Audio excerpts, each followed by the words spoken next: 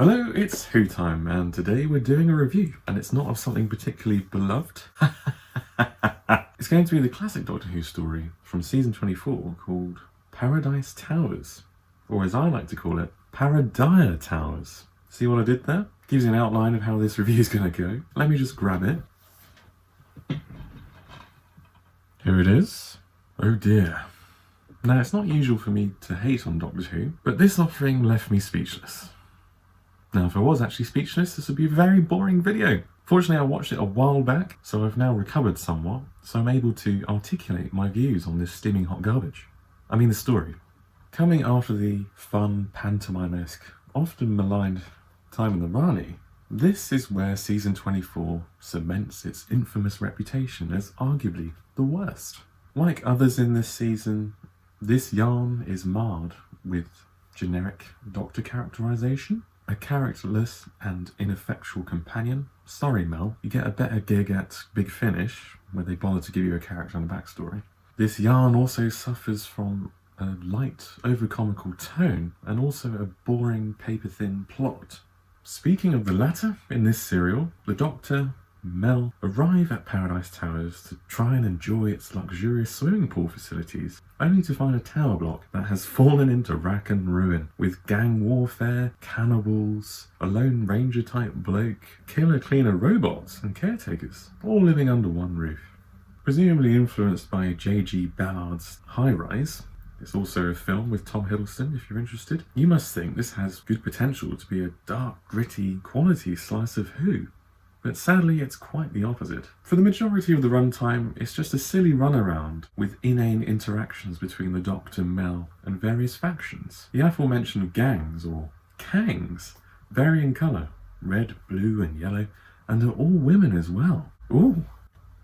Is this an opportunity for some good women's representation? Alas not. They are scripted and acted as total irritating Burks, crying out witticisms such as red kangs are the best. Red kangs are the best. Red kangs are the best. Red kangs are best. Who's best? Red kangs are best. Shut up! So who's best? The red kangs, I gather.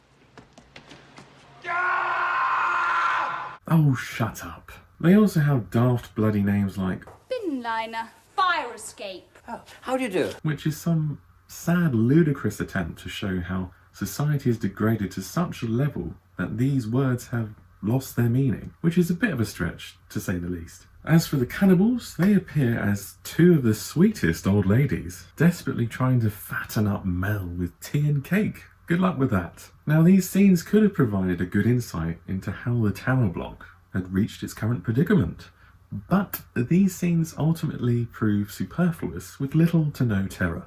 In addition, there's a beefcake oaf lurking around the corridors, creatively named Pex. I put the world of Paradise Towers to rights. with an X at the end, not CKS.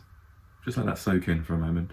Now, he wants to do good and protect others, which is nice and sweet, but he's a cringy cheese fest of a character. He has this lame backstory that makes you think he's pathetic, and he's also poorly acted. Let's move on. Last but not least, we have the caretakers. Now, these dimwits seemingly patrol the hallways, endlessly spouting regulation codes to each other over the intercom. Caretaker number 345/12 subsection 3 reporting. Attention all caretakers, proceed instead into Standard Emergency Plan 908B. An unfortunate accident has happened to caretaker number 345. I'm required by the rule book to go and investigate it. The 327 Appendix 3 subsection 9 death will be postponed till I return. I struggle to see what they do, since the tower block is just far from clean and far from being in good working order. It's also very odd that they seemingly have little to no affiliation with the cleaning robots. In the background, rather than driving the story forward, we have people mysteriously disappearing and being bumped off.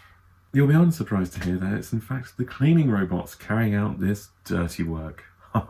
It's more unsurprising when you see that the robots are armed to the teeth with buzzsaws, claws and drills. Why would cleaning robots need these devices on them?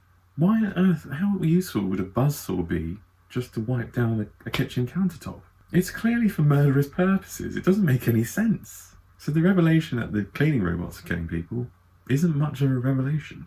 Ultimately, we find out that the chief caretaker has been up to no good, initially given a good performance by Richard Briers, better known for his role in The Good Life. He starts off the story giving a horribly slimy, does everything by the book performance, which is great.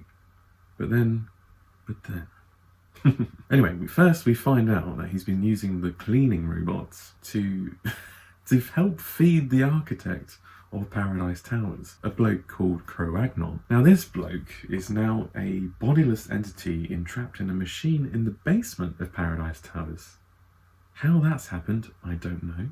Cro-Agnon then decides to transplant himself, or his consciousness, into the chief caretaker at the end of episode 3, start of episode 4. And it's from here that the viewer prays for the sweet relief of death, as Richard Briers hams it up to 11 as a talking zombie. Now you and I will destroy them. Am I going completely mad? Now for me, this was beyond jarring and took me right out of the story, completely losing all interest in the crap far-fetched plot. Now, we've had Soldeed from the Horns of Nymon, but this is something else. You're frightened, are you? I think we ought to hurry. What absolute horseshit. I was just there in complete disbelief as this sorry caper drew to a close. My mouth was agape. What was Mr. Briers thinking? Where was the director? It seemed like Richard Briers was sending it up, and that's a no-no in Doctor Who, when the audience already has to suspend disbelief as it is. All in all, there's very little positive to redeem this serial.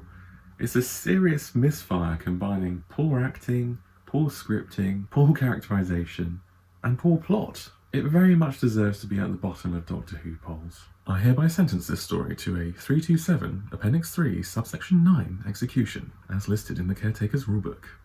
Now let's go and carry it out.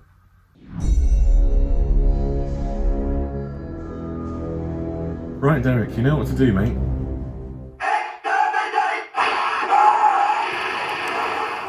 Right, now that's settled. Next time you'll see me, we'll be comparing and contrasting Season 24 of the Classic Era with Series 11 of the Revived Era, since I believe they have many parallels and share similar issues. So check that out when it goes live. As usual, don't forget to like, comment, subscribe, and click on that bell for notifications. Don't forget to follow me on Twitter as well. My Twitter handle is @WhoTimeUK. Cheers guys and gals, and I'll see you in the next video.